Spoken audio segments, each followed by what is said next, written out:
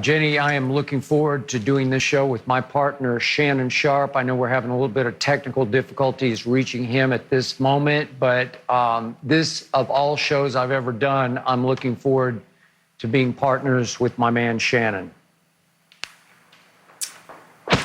Very well said, Skip. Shannon is working on his audio right now. So, Skip, I just want to start by asking you about everything that we saw over the weekend. There were marches, there were protests in remembrance of George Floyd. Most of the demonstrations were peaceful, although we did see some violence, some looting. So, Skip, in your opinion, after seeing everything that has been taking place all across the country, what is your reaction?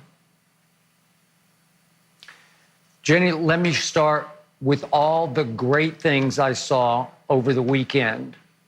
The unprecedented turnout of protesters, hundreds of thousands all across this country in cities and towns, and reaching all the way to Europe, to London, where there was a major protest. Again, all because of George Floyd. And in the end, it did my heart good to see the turnout, the peaceful protests, and it was from people of all colors, not just black people. I saw people of all colors, and I saw a whole lot of white people sort of band together, arm in arm, over George Floyd. It's the first time in all the killing of the unarmed black people by white cops that I felt like there was 1,000% lockstep on this one. I didn't hear a single white law enforcement leader over the last 6-7 days try to say yes, but about George Floyd. No, there was not one yes, but. It was always, this is criminal. This was flat out murder. I think the white community for the first time saw no gray area in this one. And that was the good news. That brought us all more together. I'm hearing Shannon. Shannon, are you there? Can you hear me? I'm good. Okay. I'm good, Shannon, Skip. I got you. Jump in. Yeah, tell me what you saw over the weekend.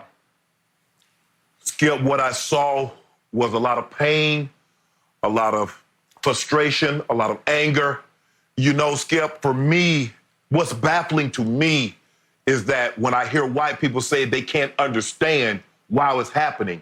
Skip, if you go back over the last 60 years and you look at if you want to call it a riot, if you want to call it a rebellion, if you want to call it an uprising, if you look at the cause and then the effect of what transpired. If you go back to Harlem in 1964, it was 15-year-old James Powell being shot by a lieutenant in Harlem. If you go to 1965 and you look at the Watts riots, it was an unarmed motorist being shot. You go to 1968 and with the assassination of Dr. King, and then we come almost 25 years forward, and you look at 1992 in Rodney King. You go to 2014 in Ferguson, Missouri. You go to 2015 in Baltimore with Freddie Gray, and now 2020. All of these things have something in common. All of them, with the exception of Dr. King, but he was a black man that was killed. All was killed unarmed at the hands of the police. You see, Skip, what black people are saying, you know what? We'll live with a lot of disadvantages. We'll live knowing that our healthcare system is not like it is for our counterparts. We will live with knowing that our education system is not like our counterparts. We will live with knowing that our unemployment rates, and we get hired and fired we get hired at a lower rate, fired at a higher rate than our counterparts. We will live with that, Skip. But where we draw the line is that you're killing our unarmed black men and women. That is where we draw the line. George Powell was the straw that broke the camel's back. That's what this was, Skip. This was a powder keg that's been growing. And they've been trying to say, Dr. King said it so eloquently many, many years ago. He said riots are the language of the unheard. What is it that America has failed to hear? What is it?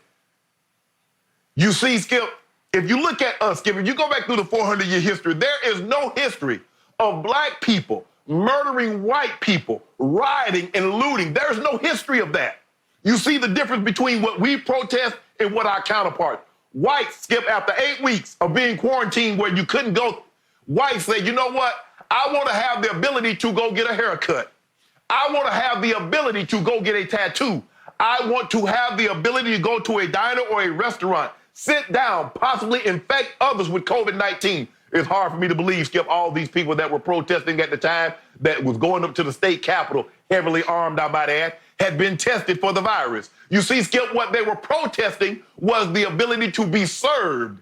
Blacks will protest the ability to be heard. You see the difference, Skip? That's what they done after 8 weeks. They started protesting to be served. Well, I can't take it anymore. You're infringing on my rights. But we protest after 400 years, after murder, brutalization after brutalization, and people lose their mind. And I don't care about the Skip. I'll be the first to admit, Skip, for me, and maybe it's because as I've gotten older, things that can be replaced hold less value to me. In Atlanta, what they did got within 600 yards of my home. My assistant that lives in my home, she called and said, well, Shannon, what do you want me to do? I said, I want you to do, if it gets any closer, I want you to take what you're going to need to be able to survive and get the hell out of there. I said, I don't care anything about that house. Skip, yes, I got jerseys from high school and college